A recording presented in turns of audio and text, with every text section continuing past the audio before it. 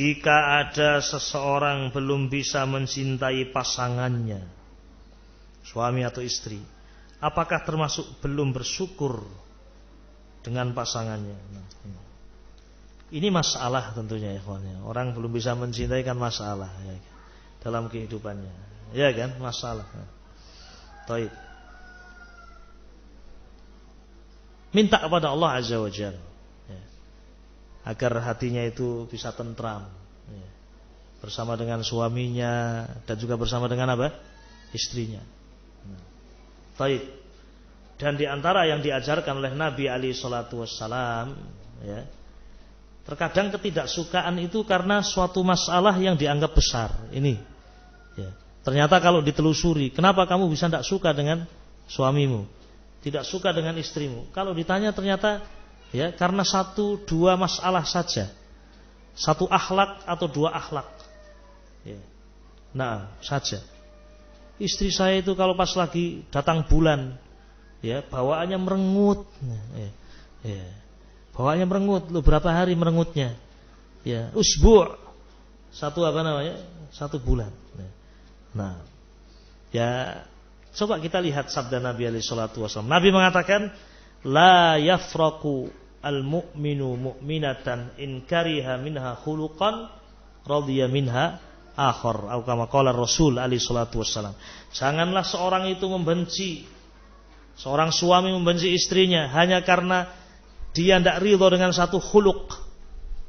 Karena kalau dia membenci satu khuluk itu, satu sifat tertentu, kalau dia mau adil, dia akan bisa melihat ada akhlak-akhlak yang lain yang kalau dia selalu ingat, dia menjadi apa? Ridho. Nah, terkadang permasalahannya sederhana. Hanya satu akhlak saja yang kemudian dia tidak suka. Namun dia selalu diletakkan di depan matanya. Itu saja yang dipikir. Ya. Keluar rumah, istri saya merengut. Ya. Masuk rumah, mesti merengut. Ya.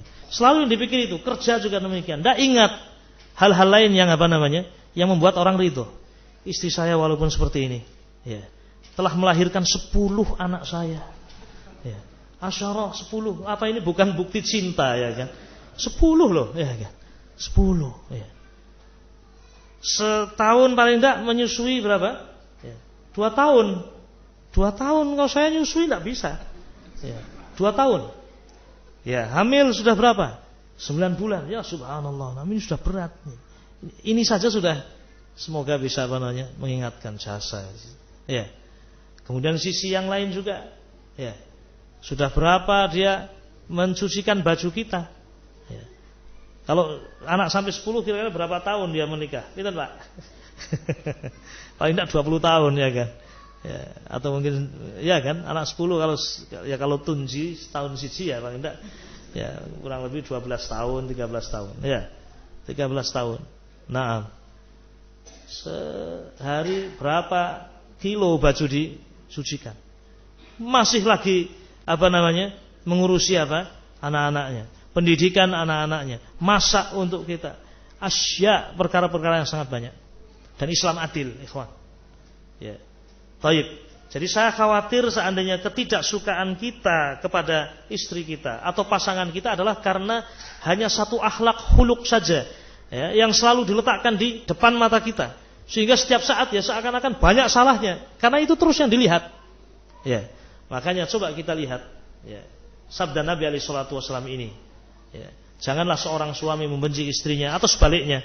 Ya. Hanya karena satu huluk yang dia benci, tidak dia sukai. Karena kalau dia membenci salah satu sifat yang tidak baik, ya dia akan ridho dengan sifat-sifat yang lain. Ya. Wabillahi taufik. Dan orang yang paling berbahagia adalah ketika dia bisa melupakan kejelekan yang ada pada istrinya. Ya, selama kejelekan itu bisa ditolerir, ya kan. Kalau kejelekan itu adalah tidak sholat dan seterusnya, tidak boleh suami itu diam dan menutup mata. Tapi kalau tadi yang saya contohkan misalnya, dia merengut ketika apa namanya, ya, haid, itu hal yang wajar. Saya katakan wajar. Ya ini bisa diobati insyaallah. Ya, kondisi dia sakit perutnya, ya, tidak stabil, ya. Ini menjadikan dia seperti itu wallahu alam. Sebaliknya juga seorang istri, ya ketika tidak suka dengan pasangannya, suaminya, coba dilihat. Jangan-jangan sebabnya adalah mada? Karena tadi tidak adil di dalam memandang. Ya, tidak adil dalam memandang wallahu alam.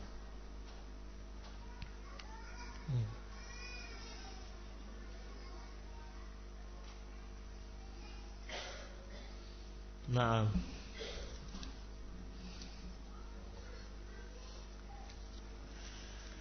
Afan Ustadz, ana mau tanya, daftar haji dulu atau beli mobil buat bisa ikut taklim terus mencari apa? Ilmu. Mana dulu ini? Daftar haji dulu atau pertanyaan kok susah seperti ini ya? Ya. Daftar haji dulu atau beli mobil? Iya. Susah ini ya kan? Iya. Enggak, ini betul, ada uangnya enggak? Iya nih. Iya, berdoa pada Allah bisa dua-duanya, ya kan. Baik. Wabillahi taufik. Kalau mobil itu sudah menjadi sebuah apa namanya, ya. Baik. Apa namanya? Kebutuhan bagi dia namanya. Kebutuhan pokok bagi dia, ya.